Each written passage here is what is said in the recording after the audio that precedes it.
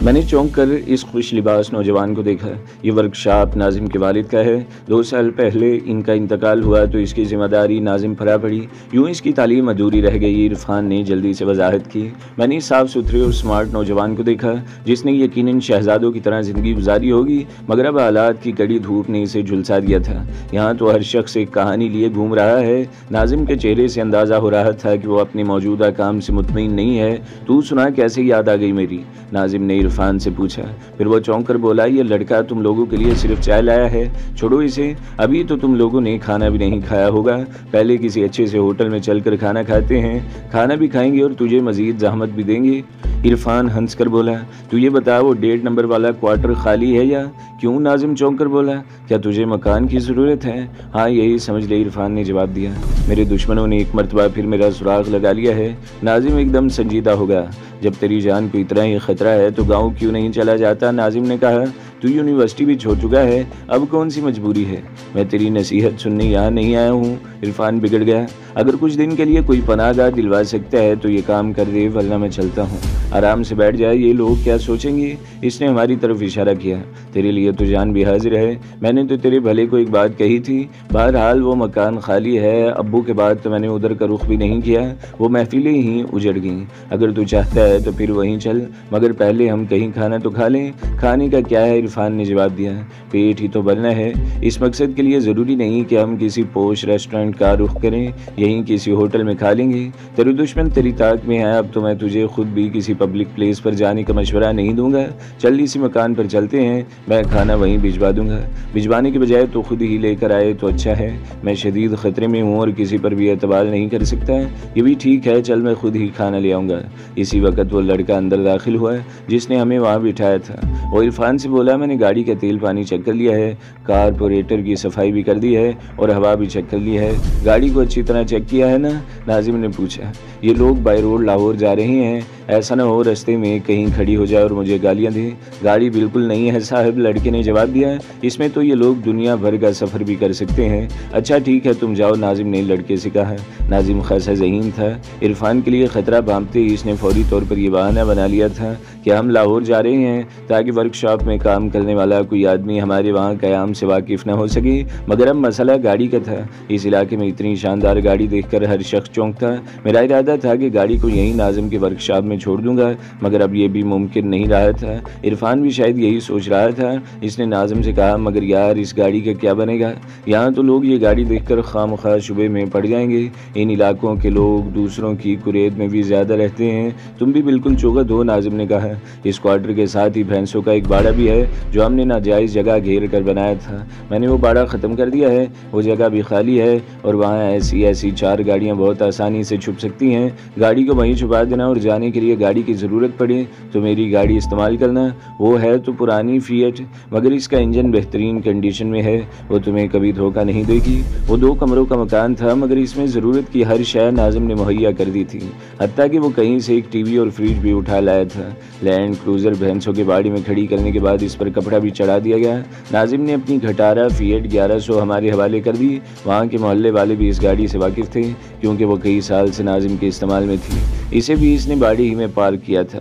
ہم اس وقت کھانا کھا کر بیٹھے تھے اور چائے پی رہے تھے۔ میں نے اچانک علی مراد سے ملنے کا فیصلہ کر لیا اور چائے ختم کر کے اٹھ کھڑا ہوا۔ تیمور نے استفسار طلب نظروں سے مجھے دیکھا تو میں نے اسے بتایا کہ میں اسی وقت علی مراد کی طرف جا رہا ہوں۔ اس وقت تیمور نے ریسٹ واچ دیکھتے ہوئے کہا، ابھی صرف 10 بجے ہیں، مگر تم جانتے ہو کہ علی مراد جلدی سونے کا عادی ہے، پھر ممکن ہے ناصر کے والدین بھی کراچی میں ہوں، وہ بھی اس وقت خواہ ڈسٹرب ہوں گے، انہیں معلوم ہی نہیں ہوگا کہ میں آیا ہوں۔ رہا سوال علی مراد کا تو میں اسے سوتے سے بھی جگا لوں گا، ہمارا ایک ایک لمحہ قیمتی ہے، گلوریا کی جان خطرے میں ہے اور ہم ہاتھ پہ ہاتھ دھرے بیٹھے ہیں۔ میں نے بغلی ہولسٹر لگا کر جیکٹ پہنتے ہوئے کہا، چلو پھر میں بھی تمہارے ساتھ چلتا ہوں۔ تیمور نے اٹھتے ہوئے کہا، نہیں، میں نے سختی سے انکار کیا، میں کسی محاذ پر نہیں جا رہا، تم یہیں میرا انتظار کرو۔ پھر مجھے ان ٹرانسمیٹرز کا خیال آیا جو فرڈینینڈ نے ہمیں دیے تھے، وہ اب بھی ہمارے پاس موجود تھے۔ میں نے تیمور سے کہا، تم شاید ان ٹرانسمیٹرز کو بھول رہے ہو، میں وہاں سے تمہیں کال کروں گا۔ اس طرح طرح ان کی کارکردگی کا بھی اندازہ ہو جائے گا۔ میرا ٹرانسمیٹر اس بھاگ دوڑ میں کہیں گر گیا ہے۔ تیمور نے سر جھکا کر کہا، چلو کوئی بات نہیں، عرفان کے پاس تو ٹرانسمیٹر موجود ہے، وہ مجھے اصل میں ٹرانسمیٹر لینے کا موقع ہی نہیں ملا تھا۔ عرفان شرمندہ ہو کر بولا، مجھے ایک دم غصہ آ گیا، تم دونوں انتہائی بے پرواہ ہو، اب میں اکیلا ہی سب کچھ کر لوں گا، کوئی میرے ساتھ نہیں جائے گا۔ کیا تم لوگوں کو اندازہ نہیں ہے کہ ہم کتنے زبردست خطرے میں ہیں؟ مقابلہ ہے بین الاقوامی مجرموں سے اور حرکتیں پرائمری کے بچوں والی ہیں۔ یہ کہہ کر میں پیر پٹکتا ہوا باہر نکل گیا۔ ناظم کی گاڑی دیکھنے میں ضرور کھٹارے تھی، مگر اس کا انجن خاصا جاندار تھا۔ کراچی کی رونق شباب پر تھی، سڑک پر ٹریفک کی ریل پیل تھی، اس لیے مجھے نارتھ ناظم آباد پہنچنے میں 40 منٹ لگ گئے۔ بابا سائی کے بنگلے کی گیٹ لائٹ روشن تھی۔ میں گاڑی سیدھا لیتا چلا گیا اور ایسی جگہ پارک کیا جہاں ایک مکان زیر تعمیر تھا۔ گیٹ کے بالکل نزدیک سے کسی کے کھانسنے کی آواز سنائی دی تو میں نے کال بیل بجانے کا ارادہ بدل دیا اور بنگلے کے آئینی گیٹ پر آہستہ سے دستک دی۔ فوراً ہی دستک کے جواب میں کسی کی کرختہ آواز سنائی دی، اڑے بابا کون ہے؟ میں علی مراد کا دوست ہوں، میں نے آہستہ سے کہا۔ دوست تو بابا تو صبح آنا، اس وقت تو سائیں علی مراد سو رہا ہے، اگر وہ سو رہا ہے تو اسے اٹھا دو، مجھے اس سے بہت ضروری کام ہے۔ تمہارا نام کیا ہے سائیں؟ میرا نام کامران ہے، میں نے جواب دیا اور بے تابی سے ٹہلنے لگا، کیونکہ مجھ سے سوال جواب کرنے والا شاید اندر کی طرف چلا گیا تھا۔ اس کے قدموں کی معدوم ہوتی آواز سے یہی اندازہ ہو رہا تھا۔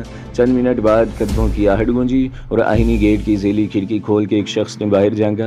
اس کے سر پر سیاہ اور خاصی بلدار پگڑی تھی، داڑھی مونچھوں کے بال اتنے گھنے تھے کہ اس کا دہانہ ان میں چھپ کر رہ گیا تھا۔ اس نے سپاٹ لہجے میں کہا، اندر آ جاؤ سائیں، مراد سائیں تمہیں بلا رہا ہے۔ مجھے اس کے اس لہجے میں کوئی عجیب سی بات محسوس ہوئی، مگر تھوڑے سے تردد کے بعد میں اندر داخل ہو گیا۔ گیٹ سے قدم اندر رکھتے ہی مجھے ایک شدید دھچکے سے دوچار ہونا پڑا۔ جھاڑیوں کی آڑ سے کئی مسلح افراد اچھل کر باہر نکلے اور مجھ پر گنیں تان لی۔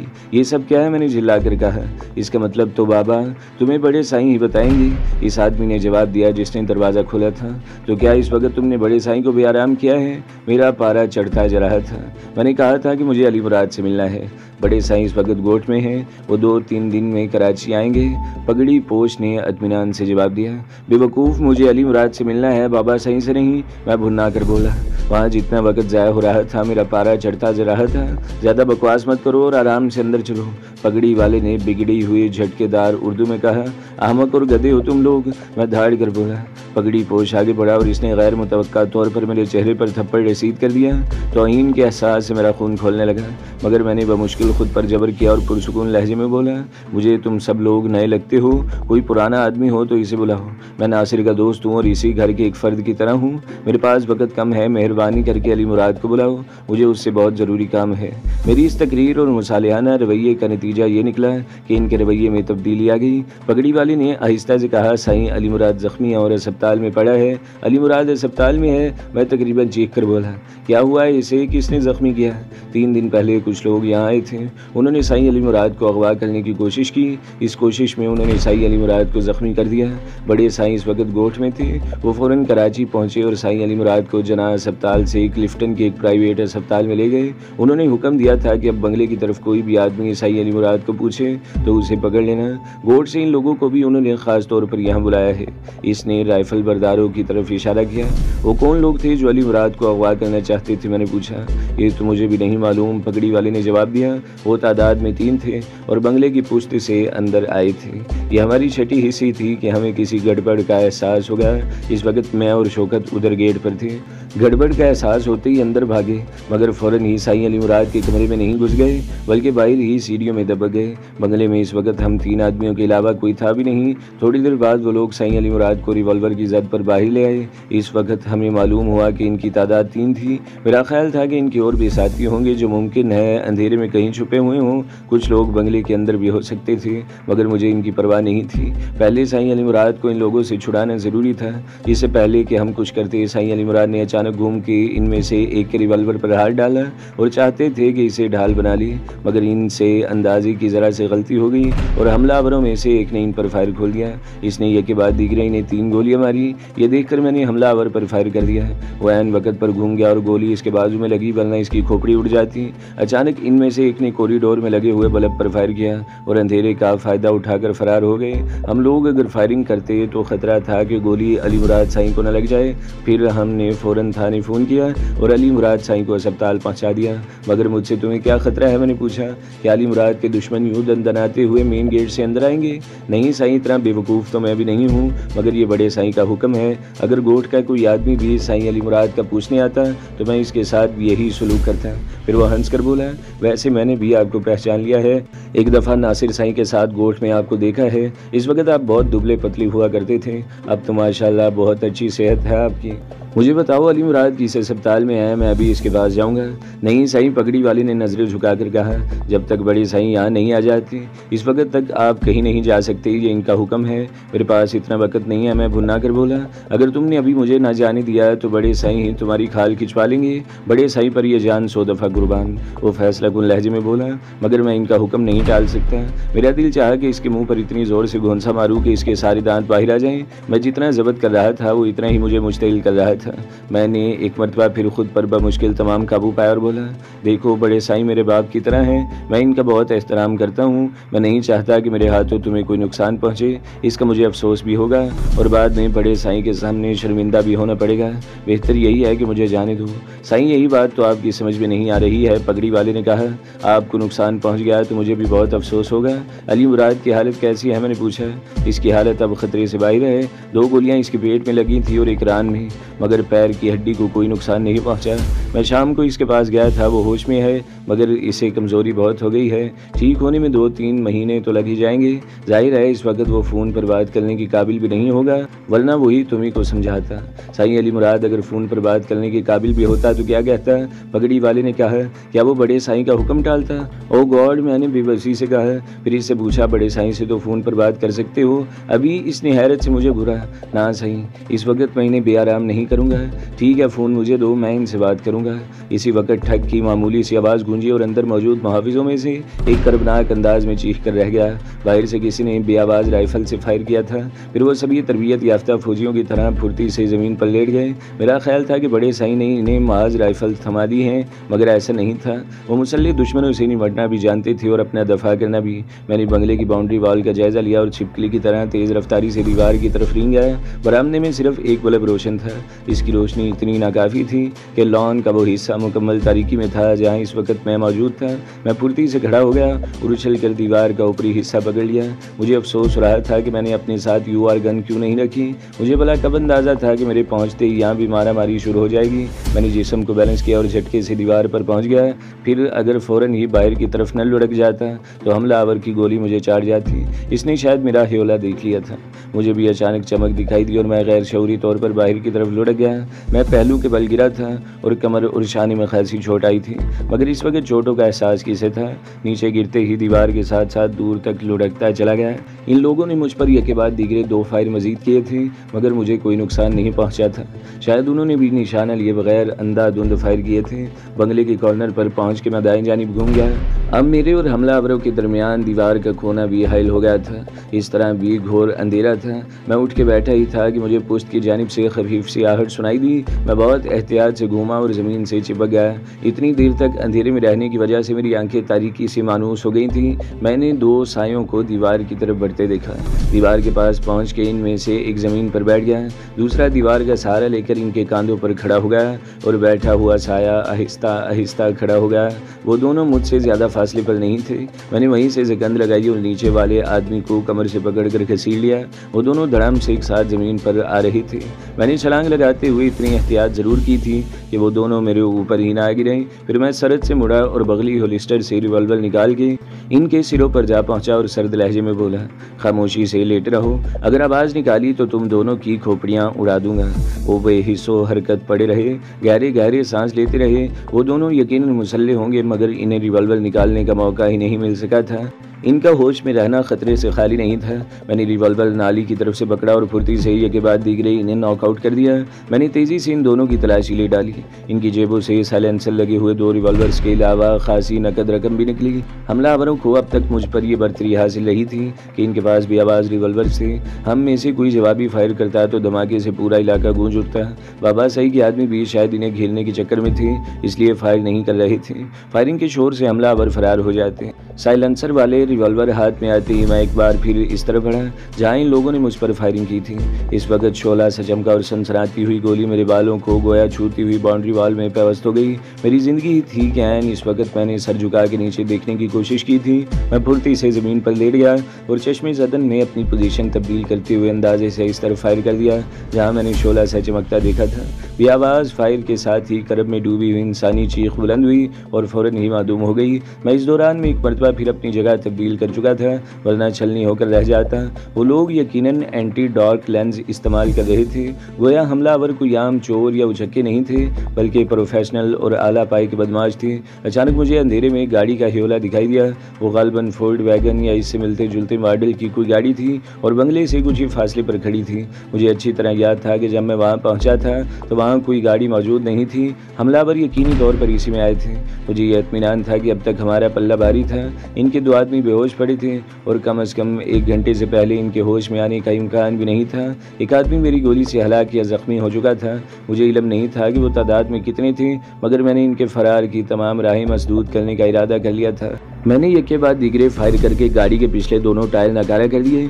टायर फ्लैट होते ही वहाँ अफरा तफरी मच गई और भागते हुए कदमों की आवाज़ें सुनाई दी। ऐसा लगा जैसे बकिया अफराद पैदल ही मैदान छोड़कर फरार हो गए हों। इसके बावजूद मैं सीने और कोहनियों के बल रेंगता हुआ इस सिमत बढ़ा जहाँ मेरे हाथों एक हमलावर जख्मी हुआ था। मैंने अचानक उठने की हमाकत इसलिए नहीं की थी कि मुमकिन है इनके 2 आदमी अब भी वहाँ मौजूद हों। वो गाड़ी फोर्ड वैगन ही थी और इस यार्ड में कोई गैर फितरी अंदाज में पड़ा था। मैंने झुककर इसका जायज़ा लिया। अब वो हर किस्म की मदद से बेनियाज हो चुका था। मेरी गोली इस अंदाज से लगी थी कि इसका जबड़ा तोड़ती हुई शायद खोपड़ी में पेवस्त हो गई थी। चंद मिनट बाद पहले इसने तसव्वुर भी नहीं किया होगा कि यहाँ मौत इसके इंतज़ार में जबड़े खोले बैठी है। इसके घर वाले तो यही समझ रहे होंगे कि वह भी थोड़ी देर में वापस आ जाएगा। मैंने इन ख्यालात को ज़हन से झटकने की कोशिश की। इस तरह तो होता है, इस तरह के कामों में पहल इसने की थी और अगर वो ना मारा जाता तो इसी हालत में मेरी लाश पड़ी होती। हिलना मत, कोई गरज कर बोला, वरना गोली मार दूंगा। भले में ही बार को चौंका, फिर पगड़ी वाले मुहाफिज की आवाज़ को पहचान कर बोला, वो लोग भाग गए, ये मैं हूँ कामरान। सही आप ठीक तो हो? इसने पूछा। मैंने आपको दीवार पर चढ़ते देखा था। मुझे अचानक इन दोनों आदमियों का ख्याल आया जिन्हें मैंने बेहोश किया था। इन्हें तो मैं बिल्कुल ही भूल गया था। मैंने जवाब दिया, मैं बिल्कुल ठीक हूँ। बाउंड्री वॉल के दाएं तरफ 2 आदमी बेहोश पड़े हैं। इन्हें उठा के अंदर ले जाओ और पुलिस को फ़ोन करो कि बंगले पर डाकुओं ने हमला किया था। मुकाबले में एक डाकू मारा गया, बाकी अपनी गाड़ी छोड़कर फरार हो गए। पुलिस दूसरे मामलात से खुद ही निमट लेगी। पुलिस को मेरे बारे में एक लफ्ज़ भी मत बताना। इन दोनों आदमियों को भी फ़िलहाल पुलिस के हवाले मत करना। पहले मैं इनसे पूछगछ करूँगा। इसके लिए तो साईं, बड़े साईं से बात करना पड़ेगी, फिर जैसा वो कहें। पगड़ी वाले ने जवाब दिया। मगर जो कुछ करना है जल्दी करो, मैंने झिंझला कर कहा। अगर इससे पहले ही पुलिस पहुंच गई तो मुश्किल हो जाएगी। आप फिक्र मत करो साईं, मैं अभी बड़े साईं से बात करता हूँ, इसने जवाब दिया। फिर बुलंद आवाज में बोला, धनी बख्श, इन दोनों आदमियों को अंदर ले जाओ। बाबा मेरी वजह से वो उर्दू में बात कर रहा था। आओ साईं, आप भी अंदर आ जाओ, इसने मुझसे कहा। मैंने घड़ी देखी, मुझे निकले हुए 3 घंटे हो गए थे और खदशा था कि कहीं तैमूर और इरफान मेरी तलाश में न निकल पड़े। तैमूर को तो शायद इस बंगले का इल्म भी नहीं था। यही सोचता हुआ मैं अंदर आ गया। पगड़ी वाला कॉरिडोर के सिरे पर रखे हुए टेलीफोन पर मसरूफ़ हो गया और ट्रंक कॉल बुक करा के अंदर की तरफ जाने लगा तो मैंने इसे आवाज़ दी, सुनो, क्या नाम है तुम्हारा? इन दोनों आदमियों को ऐसी जगह रखना है जहाँ इनसे पूछगछ की जा सके। इनकी तो आप फिक्र ही मत करें साईं, इसने जवाब दिया। फिर मुस्कुरा कर बोला, मेरा नाम करम अली है। वो मुझसे बात कर ही रहा था कि टेलीफोन की घंटी बज उठी। मेरा दिल अनजाने खदशात से धड़क उठा। ट्रंक कॉल इतनी जल्दी नहीं मिल सकती। इसका मतलब यही हो सकता था कि फ़ोन हॉस्पिटल से आया है। मुमकिन है अली मुराद की हालत फिर बिगड़ गई हो। करम अली तकरीबन भागता हुआ फ़ोन तक पहुंचा और रिसीवर उठा लिया। फिर वो झिंझिला कर बोला, बाबा मैं अनपढ़ आदमी हूँ, मुझे अंग्रेज़ी नहीं आती, फिर मेरे साथ तो उर्दू या सिंधी में बात करो। फिर वो खामोश होकर दूसरी तरफ की बात सुनने लगा। अच्छा हसरत है तो फिर आ जाओ। इसकी बात सुनकर मैं तेज़ी से इसकी तरफ बढ़ा। मुझे अंदाज़ा हो गया था कि ये फ़ोन हमलावरों की तरफ से था। कौन? करम अली ने सर्द लहजे में पूछा। कौन कामरान? मैंने इशारे से इसे बताया कि मैं यहाँ मौजूद नहीं हूँ। नहीं बाबा, मैं किसी कामरान को नहीं जानता।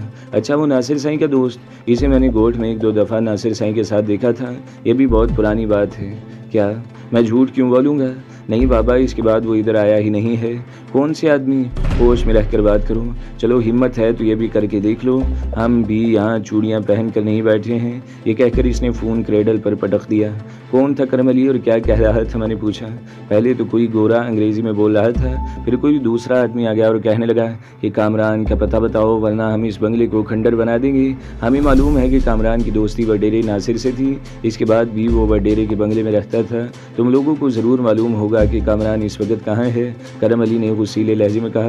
وہ کہہ رہا تھا کہ علی مراد بھی اسی وجہ سے زخمی ہوا تھا کہ اس نے کامران کا پتہ بتانے سے انکار کر دیا تھا۔ مجھے دھمکی دے رہا تھا کہ اگر تم نے کامران کا پتہ نہ بتایا تو علی مراد کو ہلاک کر دوں گا۔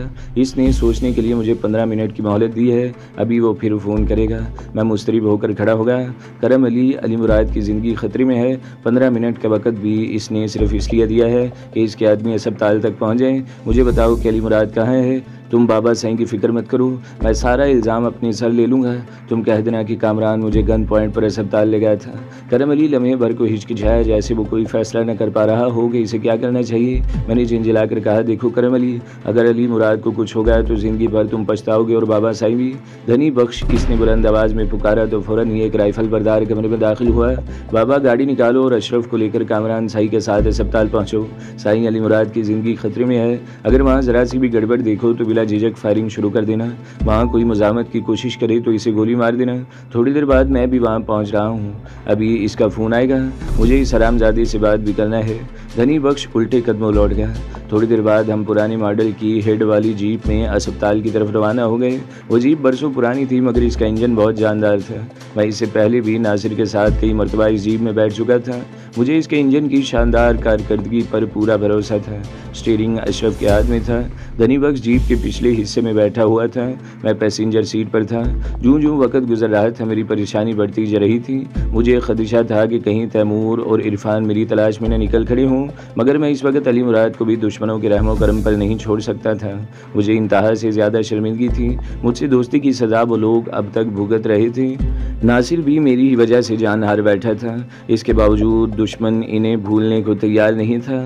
اب علی مراد بھی میری ہی وجہ سے زندگی اور موت کی کشمکش میں مبتلا تھا۔ تو دوستو، اگلی قسط سننے کے لیے ہمارے چینل کو ضرور سبسکرائب کریں، ویڈیو کو لائک کریں اور بیل کے آئیکن پر بھی کلک کر دیں تاکہ ہر جو آنے والی ویڈیوز ہیں وہ آپ کو سب سے پہلے ملتی رہیں۔